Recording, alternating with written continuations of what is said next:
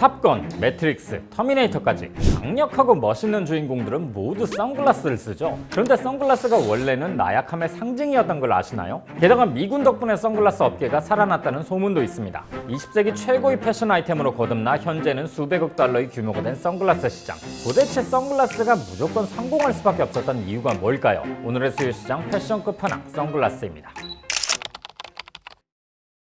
선글라스는 눈을 편안하게 해주죠. 이게 다 착색 렌즈 덕분인데 사실 착색 렌즈 자체는 18세기에 등장했습니다. 다만 당시에는 특정 시력 장애의 교정 목적으로만 쓰였기 때문에 19세기까지 선글라스는 나약함의 상징이었습니다. 1900년 영국의 빅토리아 여왕이 아일랜드를 방문했을 때 선글라스를 꼈는데요. 이것도 눈이 안 좋아서였죠. 그러던 와중에 1900년대 초 이상한 현상이 하나 발견됩니다. 영국 유리공장 노동자들이 다른 노동자들보다 백내장 발병 가능성이 25배나 높았던 거죠.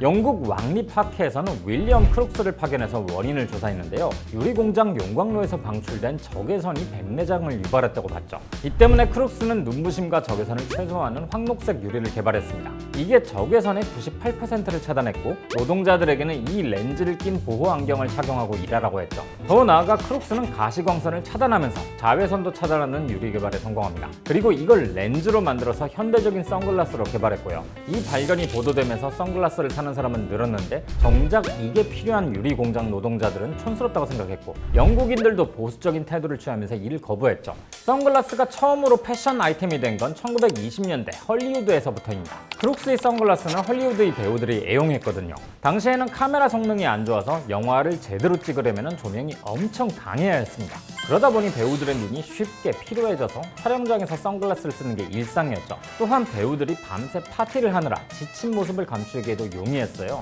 이렇게 헐리우드 스타들이 선글라스를 애용하면서 패션 아이템으로 확산되기 시작한 거죠. 그리고 또 다른 사건은 바로 미군에서 벌어졌습니다. 비행기로 1만 미터까지 올라가면 온도가 영하 50도 정도까지 떨어지는데요. 이 때문에 파일럿들은 극한의 추위에서 살아남으려고 가죽 재킷과 고글을 썼었습니다. 영하에서 고글 없이 비행을 하면 눈이 얼어버릴 테니까요. 1921년에 한 파일럿이 해발 1만 미터의 고도 비행에 성공하는데요. 이때 고고도의 밝은 햇빛과 구름에 의한 반사 때문에 눈이 아팠다고 했죠. 그래서 당시에 미군의 광학 장비를 공급하던 회사와 협력해서 파일럿들의 눈을 보호하기 위한 고글을 디자인합니다. 그리고 이 고글과 선글라스에 에비에이터란 이름을 붙였죠. 자외선과 적외선을 막아준다는 의미로 레이벤이란 브랜드명도 탄생했고요.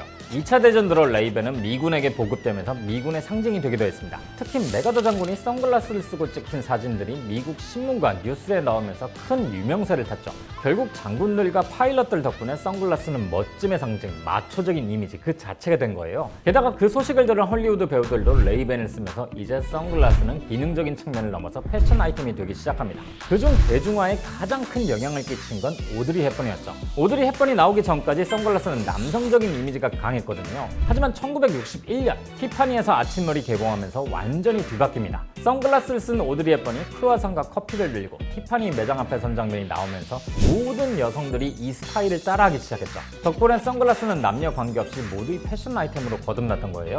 선글라스는 착용한 사람의 눈이 잘 안 보입니다. 그런데 눈은 사람의 감정이나 비언어적인 표현을 확인하기에 가장 좋죠. 하지만 선글라스로 눈을 가려버리면 생각이나 마음을 읽기도 어려워집니다. 이로 인해서 차가우면서 이성적인 느낌을 주고 곧 선글라스는 시크함과 멋짐을 연출하는 패션 아이템으로 등극했죠. 실제로 헐리우드 배우들이 선글라스를 패션 아이템으로 사용했던 것도 바로 그런 점을 목적에 두고 있었던 거고요. 60, 70년대를 풍미했던 선글라스는 80년대 소강기에 접어들었다가 90년대에 다시금 폭발적으로 성장합니다. 이건 명품 브랜드들이 선글라스를 패션 소품으로 판매했던 덕분이었죠. 이때 명품 브랜드 선글라스의 OEM 담당이었던 룩소티카는 안경과 고급 선글라스 부분의 최대 기업으로 떠올랐고요. 명품 브랜드의 이름과 로고가 박힌 선글라스는 서구의 입백 열풍이 지나고 명품 산업의 핫 아이템으로 떠올랐습니다. 명품 브랜드 선글라스는 적은 예산으로도 가질 수 있었거든요. 게다가 더 중요한 점은 큰 로고를 촌스럽다고 생각하는 주요 명품 소비자들에게 선글라스는 은근하게 과시하기 좋은 상품이었죠. 트렌드와 브랜드에 따라서 미묘하게 바뀌는 모양과 색은 아는 사람들만 알 수 있는 포인트거든요.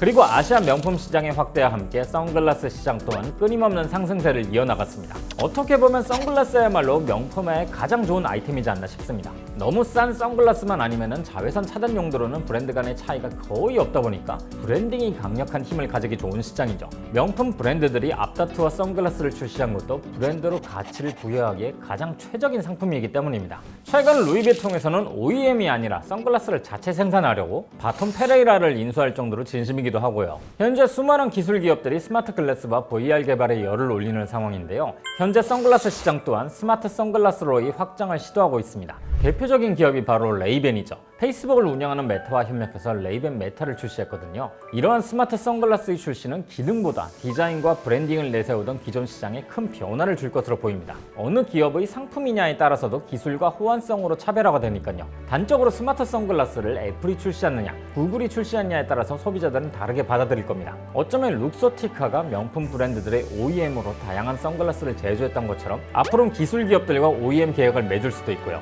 하지만 확실한 것은 단순히 기능성만으로는 안 된다는 겁니다. 결국 패션 아이템으로 쓸 수 있느냐가 관건이 될 겁니다. 이건 100년이 넘는 선글라스의 역사가 증명하거든요. 잊지 마세요. 영국의 유리공장 노동자들이 선글라스를 거부했던 것은 촌스러워서라는 걸요.